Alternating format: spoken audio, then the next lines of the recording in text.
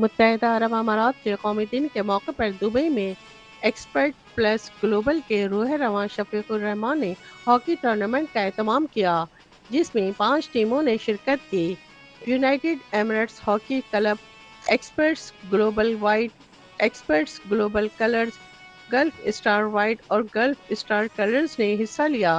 मेहमान खुसूसी जनाब Syed Salim Akhtar, senior vice chairman Pakistan business council Sharjah थे। यूएई नेशनल डे की मुनासबत से हॉकी टूर्नामेंट में केक कटिंग का एहतमाम था। नारों की गूंज में सैयद सलीम अख्तर ने केक काटा।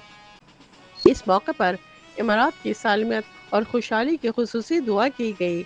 इस खूबसूरत इवेंट में Naji Ahmed, Mohammad Hasnul Abideen, chairman triple A group और Ahmed Al Saik, captain UAE national hockey team ने खुसूसी शिरकत की।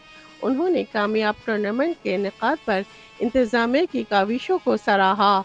इस टूर्नामेंट की फातेह गल्फ स्टार कलर्स रही। टूर्नामेंट देखने के लिए ख़वातीन व हज़रात बड़ी तादाद में आए और खिलाड़ियों की हौसला अफजाई करते रहे। आखिर में चीफ गेस्ट ने खिलाड़ियों में इनामात तकसीम किए। कैमरा टीम के साथ शबाना खान, इमारात न्यूज़, दुबई।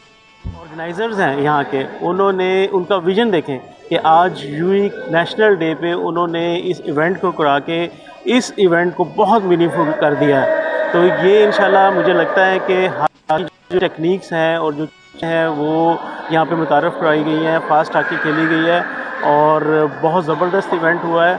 मैं मुबारकबाद पेश करूँगा तमाम ऑर्गेनाइज़र्स को और स्पॉन्सर्स को कि उन्होंने ये इवेंट जो है यहाँ की जितनी भी टीमें थीं उनका शुक्रिया। यूई नेशनल डे पे जो सेलिब्रेट करने का मेन पर्पज़ यही था कि लोगों को कंफर्ट जोन से निकालना और थोड़ा सा अटेंशन देनी उन लोगों को, ताकि वो लोग देखें कि ये एक लीडिंग स्पोर्ट्स था किसी टाइम में। हाँ, इसका फॉर्मेट चेंज हो गया है। मीडिया के थ्रू जब ये मैसेज लोगों तक जाएगा तो मुझे उम्मीद है कि लोग इस एक्टिविटी में ज़रूर आएंगे। पहले आउटडोर थी, अब ये इंडोर है और उसमें of course UAE is the best place in the world where more than 200 nationalities are living happily surviving and you know the great leadership of UAE.